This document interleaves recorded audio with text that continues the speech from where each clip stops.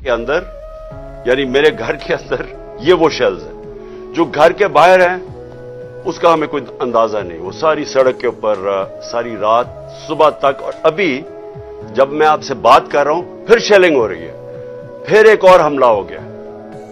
तो मैं अपनी कौम के सामने एक सवाल रखना चाहता हूं कि ये कौन सा मैंने इतना बड़ा जुर्म किया था कि मेरे घर के ऊपर हमला, कभी किसी पॉलिटिकल लीडर के घर के ऊपर इस तरह शेलिंग नहीं हुई।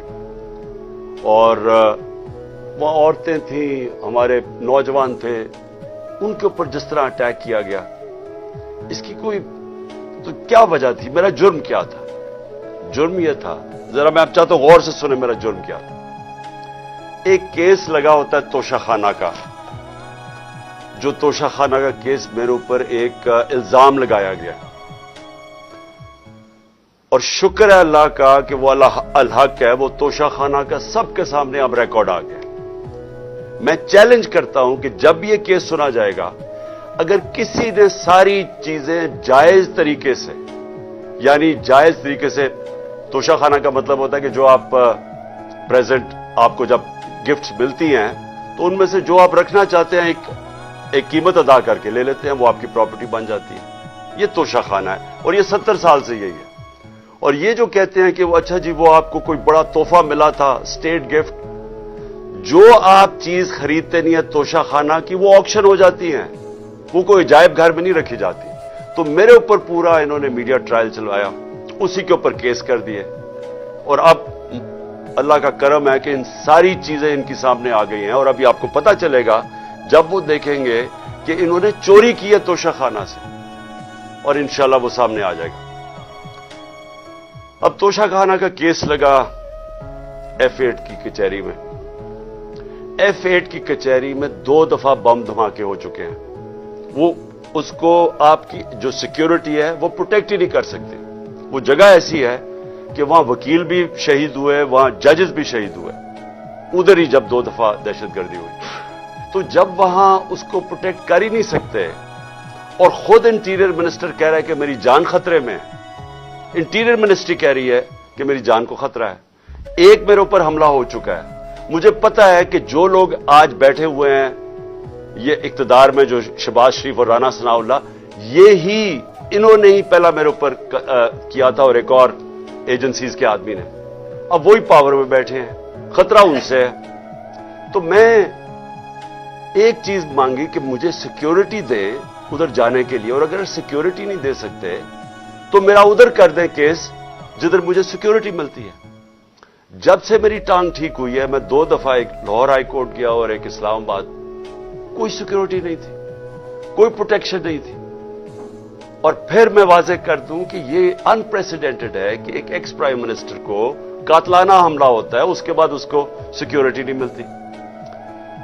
उसके लिए, उस वजह से हमने अदालत में गए हुए हैं कि हमें सिक्योरिटी दो, और उस जज ने हमारे ऊपर, मेरे ऊपर वारंट निकाल दिया।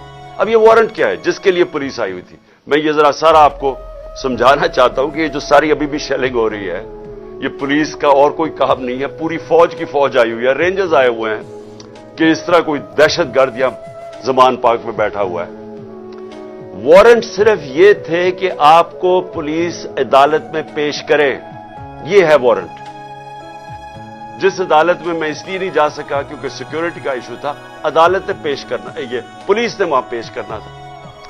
रात को जो प्रेसिडेंट है लाहौर हाई कोर्ट के बार के, इश्तियाक खान, उन्होंने श्योरिटी दे दी, उनको मैंने ऑथराइज कर दिया, उन्होंने श्योरिटी दी कि वो जो मेरा अपीयरेंस है हाई कोर्ट में वो गारंटी करते हैं। 18 को उन्होंने श्योरिटी दे दी मैं हाई कोर्ट में प्रेजेंट होऊंगा। तो जब उन्होंने श्योरिटी दे दी तो वो पुलिस ऑफिसर जो मुझे अरेस्ट करने आया था उसको श्योरिटी मिल जाती, वो केस उसको इंतजार करना चाहिए। तो मैंने फैसला कर लिया कि मैं अदालत जा रहा हूं, इसलिए तो वो आया था मुझे अरेस्ट करने। और ये कानून है, ये जो कोड ऑफ क्रिमिनल CCP जिसे कहते हैं कि कोड फॉर क्रिमिनल CRPC, जो कोड होती है, जो जिसके तहत ये कानून बना हुआ है, اس کا سیکشن 75 کہتا ہے کہ یہ اگر کر دیں تو پولیس آپ کو اریسٹ نہیں کرتی.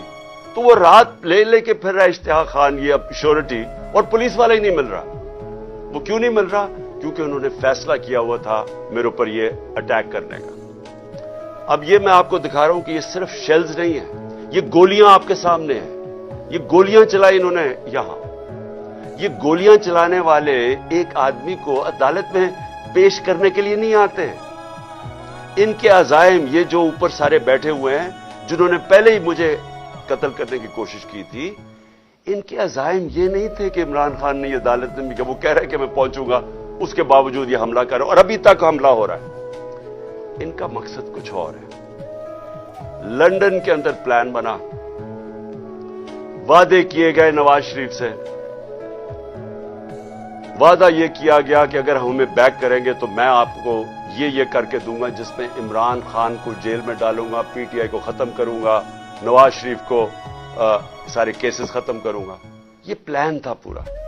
یہ پلان بڑی دیر سے پتا ہے, میں بتاتا جا رہا ہوں آپ سب کو. اس پلان کے تحت یہ گیم چل رہی تھی. کیوں میرے ورکرز اس طرح, جس طرح انہوں نے یہ دفاع کیا زبان پاک کی, میں تو کیا ان کو 2 دفعہ کہا, میں نے کہا دیکھو یہ میں کوئی انتشار نہیں چاہتا, میں چاہتا ہوں میں چلا جاتا ہوں, بیگ میرا پیک تھا. لیکن سارے کارکنوں کا کیا مسئلہ تھا؟ ان کو پتا تھا کہ جب سے ہماری حکومت گئی ہے ہمارے لوگوں کو تشدد کیا گیا جیل میں. کسٹوڈیل ٹارچر کہتے ہیں اس کو.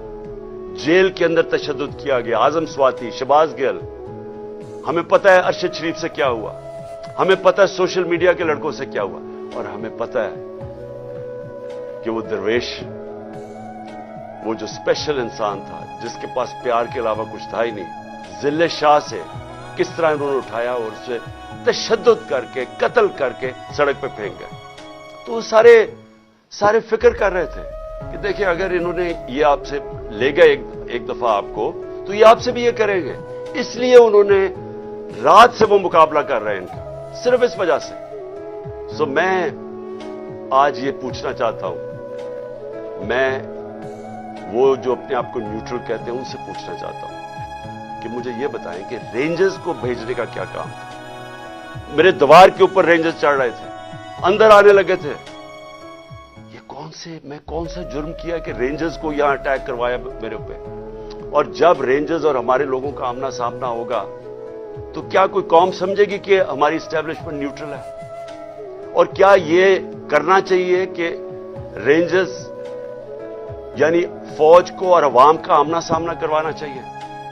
جب ٹی ایل پی آ رہی تھی اسلام آباد کی طرف تو مجھے تب آرمی چیف نے کہا تھا کہ ہم بالکل فوج کو سولینز کے سامنے نہیں لے کے آئیں گے. تو اب کیوں آ رہی ہے؟ کیا وجہ ہے؟ کون سا جرم ہے؟ کیا جرم کیا میں نے؟ اور کیا وجہ ہے کہ اس طرح کی بے دردی سے, جس طرح کا ابھی تک سب کو یہ جو شیلز مارے گئے ہیں, گولیاں چلائی گئی ہیں, یعنی یہ کیا جمہوریت ہے؟ کیا ہم نے کبھی ہمارے 3.5 سال میں کبھی کسی کے اوپر 3 لانگ مارچز دی, پروٹیسٹ تھے, کیا ہم نے کبھی کسی کے اوپر یہ کیا؟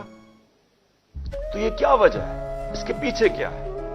ہم سب سوال پوچھ رہے ہیں, ہم سب حیران ہیں کہ اس سب کا مقصد کیا ہے, چاہتے کیا ہے؟ کیا یہ وہ ساری وہی ایک تسلسل ہے کہ کسی طرح تحریک انصاف کو دیوار سے لگاؤ, لیکن اس سے بھی زیادہ عمران خان کو مائنس کرو بیچ میں سے, اس لیے پکڑنے آئے تھے؟ اور دیکھیں میں آج اپنی ساری قوم کے سامنے کہہ رہا ہوں کہ دیکھیں میں نے پوری کوشش کی ہے جب سے میری گورنمنٹ گرائی گئی ہے کہ کوئی میری وجہ سے اس ملک میں انتشار نہ ہو. ہم نے سارے پرامن 70 جلسے کیے, سب پرامن. جب کوئی انتشار کا وقت آتا تھا, جب انہوں نے اسی طرح ہمارے اوپر ظلم کیا 25 مئی کو پچھلے سال, میں نے کینسل کیا, میں نے اس کو ختم کر دیا دھرنے کو, کیونکہ مجھے ڈر تھا کہ اب انتشار کی طرف جا رہا ہے. اس کے بعد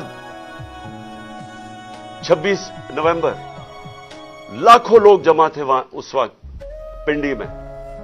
ہمارا پلان تھا اسلام آباد میں جا کے دھرنا دینا, لیکن جب میں نے ماحول دیکھا جو انہوں نے پولیس جمع 30,000 پولیس جمع کی ہوئی تھی, تو مجھے پتا تھا پھر یہ تو جان کے چاہ رہے کوئی کلیش ہو, تو میں نے وہ کینسل کر دیا.